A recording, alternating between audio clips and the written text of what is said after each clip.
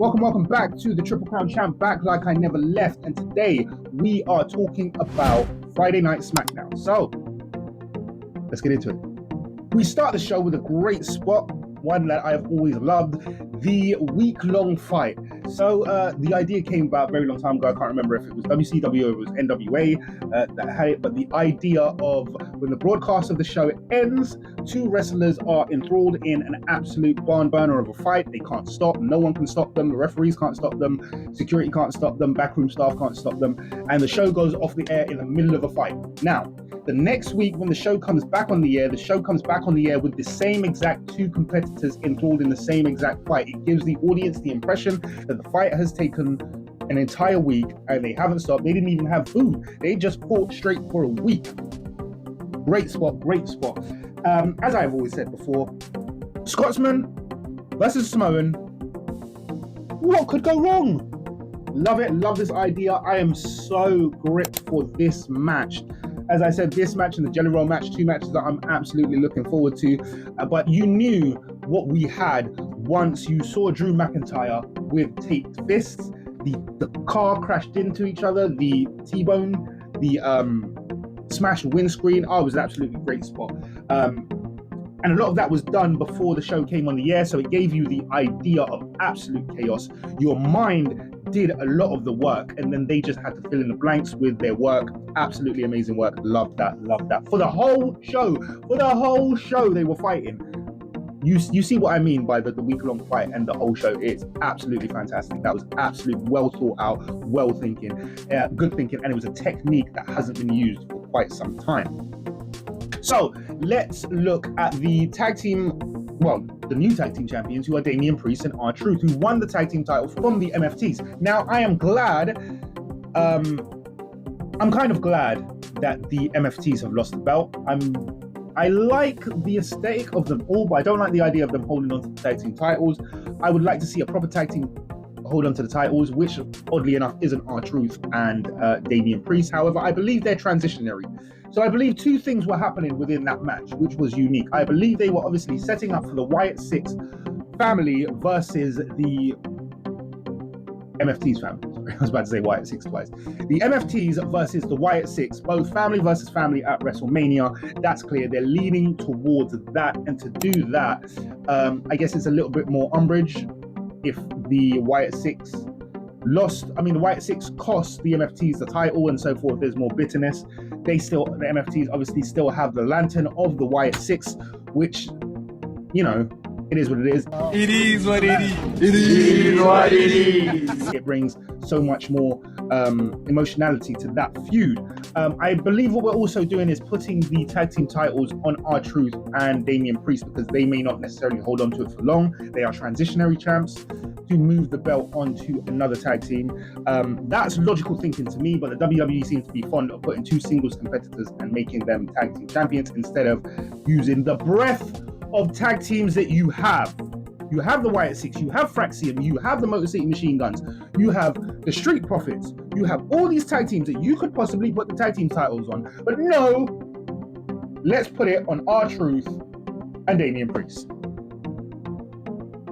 Which obviously led us to the Motor City Machine Gun and Fraxium. Now, I mention it in this order because obviously there was a Danhausen segment with Candice LeRae where Danhausen robs Candice LeRae.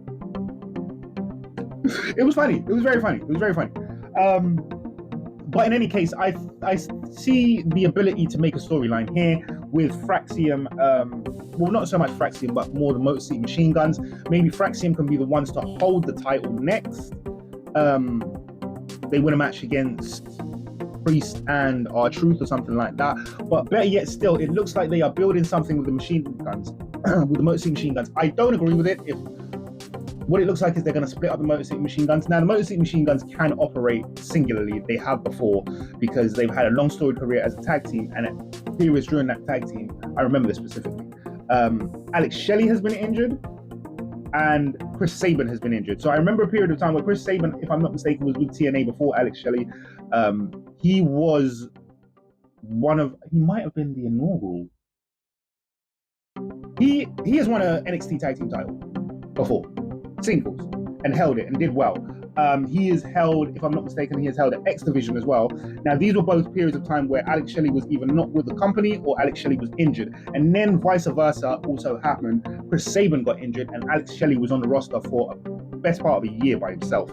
And he held titles, he competed, matches against AJ Styles, matches against Joe, matches against generally everyone on the TNA roster at the time, being around that kind of almost TNA Originals time. So as far as them splitting, it is not completely out of the realms of possibility, but I don't think you should split up Motor City Machine Guns, especially within WWE. I think it might be too late for that. I think just keep them as is. That's my thoughts. So I don't like the angle of the possibility of Candice LeRae facilitating a breakup between the Motor City Machine Guns and then possibly having Johnny Gargano slide in, because Johnny Gargano has known them for quite some time, mostly Alex Shelley. So, and we know that Gargano can do tag team as well. He's a singles competitor, but he can very much also do tag teams from the days of DIY. So we know that. This brings us on to the Randy Orton promo segment with Jelly Roll. I'm going to come back to that because there is something that is in there that comes back later on in the show and then again later on in the show. I'm just going to hear it all as one point. So I'm going to come back to that, right? Hold it in your mind, Randy Orton promo. So let's talk about Aleister Black versus Sami Zayn. Aleister Black versus Sami Zayn, it seems like this has been done before, especially from the Sami Zayn angle. Sami Zayn did this when he went on the run to win the Intercontinental title against Gunther. Karrion Kross in his ear, just like Aleister Black and Zelina in his ear. Karrion Kross and Scarlett, I think Karrion Kross and Scarlett did it better. In his ear all the time, that kind of puppet, that devil, that whatever. So I think it's been done before, especially this idea of Sami going on a losing streak. And I think it does nothing for him whatsoever. As I said, it's been done before. It was done before quite literally last year. If I'm not mistaken, it was the beginning of last year, like this time last year, that they were doing that storyline. So we need not for that again. As it's the same exact storyline with the same exact wrestler. I've said I think Sami needs to go heel. I think he really needs to go heel and not an annoying heel. I think the answer is a faction. Once again, a Sami Zayn faction where he is really, really uncharacteristically mean. Let's talk about Meechim, B-Fab, and Jade Cargill. I thought this was a fantastic idea, really one of the better ideas I've seen in a long time. I think Jade Cargill needs help. As far as not necessarily her presence is grand and big, but I think she needs a little something to push her over the edge, and I think Meechim and B-Fab are perfect for that. They are both fantastic wrestlers in themselves, but they can't necessarily get over by themselves. I don't know if it's the presentation or the gimmick, characterization. I've got no idea exactly what it is with those two ladies, but I think they are fantastic, and I think they are wasted, and I'd love to see more of them on TV. So I think being with Jade Cargill, absolutely fantastic idea to put them together in a collective and make something out of those three ladies. So let's talk about Ilya Dragunov versus Carmella. Now, I realized after something Corey Graves said during the match that the reason I like Mello, one of the reasons I like Mello, because I didn't like Mello, I don't like generic hip-hop performers. So Mello was just like, I needed to see what Mello had, and I warmed to him slowly over time. But him versus Dragunov for the NXT title back on NXT was a moment where we saw that Mello could actually do this. He could do this against anyone. He was absolutely fantastic. He could rise to the occasion. And I always thought Mello was a bit of a pretty boy that couldn't fight tough matches, but he proved that when he fought against Ilya, and for me, that's what raised the stock of Mello.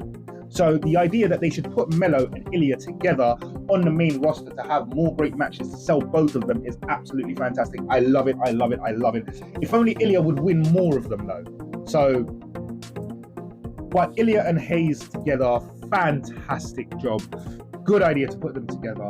They put on absolutely phenomenal matches, excellent working, excellent timing. There's a contrast between the big bruiser and what I said was a pretty boy kind of thing. There's a great contrast. Fantastic. So that brings me to the Kit Wilson segment with Jelly Roll, and I'm gonna try and tie a lot of this in. And because I'm going to do that, I am going to jump straight to the main event of the night, and once again circle back. So let's talk about the Irresistible Forces versus the Bellas. Well, this one was an obvious one. You knew it was going to end in a interruption by Charlotte and Alexa, because that's how their match ended up last week, which means we're barreling towards a triple threat that I don't think the Bellas deserve to be in. I'm sorry, I love Brie, but I don't think they belong in this match whatsoever, especially since they didn't even qualify. So we know we're running towards that. We know we're heading towards that. That's pretty obvious. That, I mean, it is what it is. It is what it is. It is what it is. So let's talk about all of this together now. Let's talk about Randy Orton's promo segment. Now, Randy Orton's promo segment with Jelly Roll was a fairly interesting one, because I could watch the promo segment and tell that at some point this is going to end in Jelly Roll's demise. Jelly Roll is going to be made an example of, to show that Randy Orton has fully gone heel. He is fully listening to the voices in his head and he can't control himself, and he's going to hit Jelly Roll with an RKO. I know this is going to happen. I know this is a matter of time. So it was interesting. I wondered if Randy would come out during the Jelly Roll Kit Wilson segment, which was also a great segment, well performed by Kit Wilson. Fantastic. Him and his little rhyme book, and we love it, his little poetry, and obviously going off cock crazy and attacking Jelly Roll. So listen, I still think the match is Jelly Roll versus The Miz. It makes more sense. I think Kit Wilson is a good match for Jelly Roll on the way to WrestleMania, to get him ready for WrestleMania. I think that's what that is. But if the match was Jelly Roll versus Kit Wilson at WrestleMania, that would still be a fantastic match. I think Kit Wilson would do amazing work with it. I think Jelly Roll would work his ass off, and quite literally, Kit Wilson would obviously lead the match. He would probably lose that match, but he would lead the match in a direction to make it the most entertaining thing you can see. If you don't understand what I mean, really and truly listen. It took me a long time to warm to Pretty Deadly. They seemed pretty corny. They seemed pretty annoying, but they were good. They were good wrestlers. They were funny, and they could do everything. Both of them. You think it's just Kit Wilson that can do that? No, that Elgin, I forget what his last name is. Elgin can work as well. The two of them together. I mean, it took me a long time, but every now and again, I'd find myself saying, "Yes, boy!" It happens. It happens. So yeah, let's keep talking. Randy Orton versus Matt Cardona segment. We always knew that was going to end that way. We always knew it was going to end that way. As soon as Randy said he was going to apologize, you knew there was no way in hell he was going to apologize. It was going to be straight in on the attack. Straight in on the attack it was. I don't really like the way Matt Cardona is being treated by the WWE. Did he return for this to just be a whipping boy? But the Randy Orton Viper listening to voices, you always knew it was going to lead to something like this. Which leads us to my favorite segment of the day, joke of the day. And I've got a doozy for you. Let's keep the sports theme, shall we? Pass.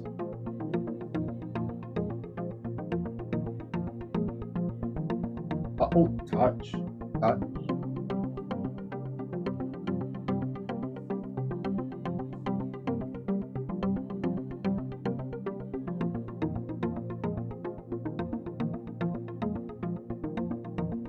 Oh!